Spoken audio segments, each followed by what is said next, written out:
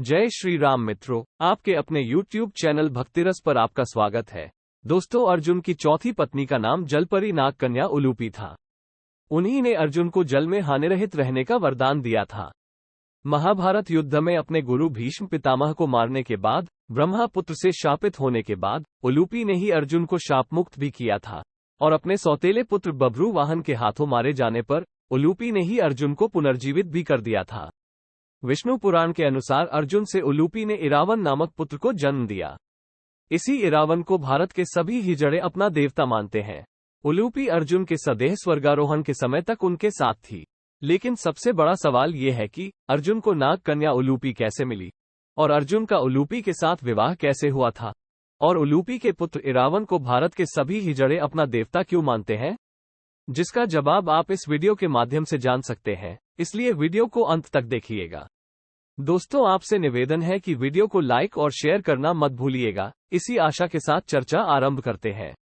दोस्तों, माना जाता है कि द्रौपदी, जो पांचों पांडवों की पत्नी थी, वो एक साल के समय अंतराल के लिए हर पांडव के साथ रहती थी। उस समय किसी दूसरे पांडव को द्रौपदी के आवास में घुसने की अनुमति नहीं थी। इस नियम को तोड़ने वाले को 1 साल तक देश से बाहर रहने का दंड था। अर्जुन और द्रौपदी की 1 वर्ष की अवधि अभी समाप्त हुई थी और द्रौपदी युधिष्ठिर के साथ का 1 वर्ष का समय शुरू हुआ था। अर्जुन भूलवश द्रौपदी के आवास पर ही अपना तीर धनुष भूल आए, पर किसी दुष्ट से ब्राह्मण के पशुओं की रक्षा के लिए उन्हें उसी समय इसकी जरूरत पड़ी। अतः क्षत्रिय धर्म का पालन करने के लिए तीर धनुष लेने के लिए नियम तोड़ते हुए वो द्रौपदी के निवास में घुस गए। बाद में इसके दंड स्वरूप वे 1 साल के लिए राज्य से बाहर चले गए। इसी 1 साल के वनवास के दौरान अर्जुन की मुलाकात उलूपी से हुई और वो अर्जुन पर मोहित हो गई। ऐसे में वो उन्हें खींचकर अपने नागलोक में ले गई और उसके अनुरोध करने पर अर्जुन को उससे विवाह करना पड़ा। कहते हैं कि दोनों 1 वर्ष तक साथ रहे। ये भी कहा जाता है कि अर्जुन ने नागराज के घर में ही वो रात्रि व्यतीत की। फिर सूर्योदय होने पर उलूपी के साथ अर्जुन नागलोक से ऊपर को उठे और फिर से हरिद्वार गंगा द्वार में गंगा के तट पर आ पहुंचे। उलूपी उन्हें वहां छोड़कर पुनः अपने घर को लौट गई। जाते समय उसने अर्जुन को यह वर दिया कि आप जल में सर्वत्र अजेय होंगे और सभी जलचर आपके वश में रहेंगे। अर्जुन और नाग कन्या उलूपी के मिलन से अर्जुन को एक वीर पुत्र मिला जिसका नाम इरावन रखा गया। भीष्म पर्व के 90वें अध्याय में संजय धृतराष्ट्र को इरावन का परिचय देते हुए बताते हैं कि इरावन नागराज कौरव की पुत्री उलूपी के गर्भ से अर्जुन द्वारा उत्पन्न किया गया था। नागराज की वो पुत्री उलूपी संतानहीन थी। उसके मनोनीत पति को गरुड़ ने मार डाला था, जिससे वो अत्यंत दीन एवं दयनीय हो रही थी। ऐरावतवंशी कौरवीय नाग ने उसे अर्जुन को अर्पित किया और अर्जुन ने उस नाग कन्या को भार्या रूप में ग्रहण किया था।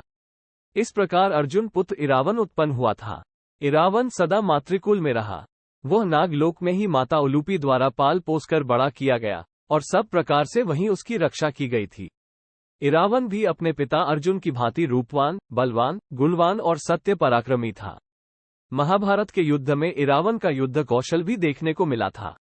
उन्होंने कौरवों की सेना के कई बाहुबलियों को शिकस्त दी थी। पौराणिक मान्यताओं एवं धर्मशास्त्रों के अनुसार कुरुक्षेत्र में युद्ध करते समय कौरवों की सेना जब पांडवों पर भारी पड़ने लगी, तब पांडवों को लगने लगा कि वह ये युद्ध हार जाएंगे। तब सर्वसम्मति से काली माता को नरबलि चढ़ाने की बात कही गई। सभी ने एक राय तय करके कहा कि यदि किसी राजा के पुत्र की बलि दी जाए तो पांडव ये युद्ध जीत जाएंगे। बलि देने के नाम पर कोई राजकुमार सामने नहीं आया। तब अर्जुन के पुत्र इरावन सामने आए और बलि देने को राजी हो गए। अर्जुन की तरह ही इरावन भी महान धनुर्धर थे। वे बलि देने को तो राजी हो गए, लेकिन उन्होंने शर्त रखी कि वो विवाहित मरना चाहते हैं। लेकिन फिर सवाल उठाया गया कि जो राजकुमार कुछ ही क्षणों में मृत्यु के गाल में समा जाएगा, उससे विवाह कौन करेगा। पुराणों के अनुसार ऐसे में श्री कृष्ण आगे आए और उन्होंने मोहिनी रूप धारण करके इरावन से विवाह कर लिया। विवाहोपरांत अगले दिन जब काली माता के समक्ष इरावन की बलि दी गई, तब श्री कृष्ण ने मोहिनी रूप में एक विधवा की तरह खूब विलाप किया। मान्यता है किन्नर इरावन को देवता मानते हैं। दक्षिण भारत में तमिलनाडु के वेल्लुपुरम जिले में इरावन का मंदिर बना हुआ है। मान्यता के अनुसार किन्नर साल में एक बार इरावन से विवाह करते हैं। इसके अगले दिन वो मंगलसूत्र और चूड़ियां उतारकर विधवा के रूप में विलाप करती हैं। दोस्तों, आशा है कि हमारा यह वीडियो आपको अच्छा लगा होगा। अगर वीडियो अच्छा लगा हो तो वीडियो को लाइक और शेयर कर देना और इसी प्रकार की भक्ति कथाओं के लिए हमारे चैनल को सब्सक्राइब कर लेना। जय श्री राम।